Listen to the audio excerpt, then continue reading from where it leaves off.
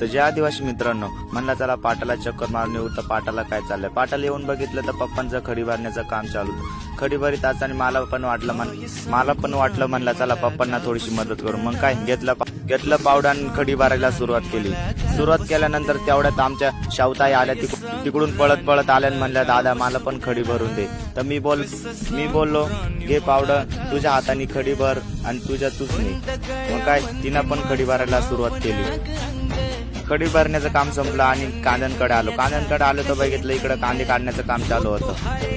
मग मम्मी म्हणली जा इरीवरून पाणी घेऊन या आपल्याला प्यायण्यासाठी. तर मी इरीवर आलो.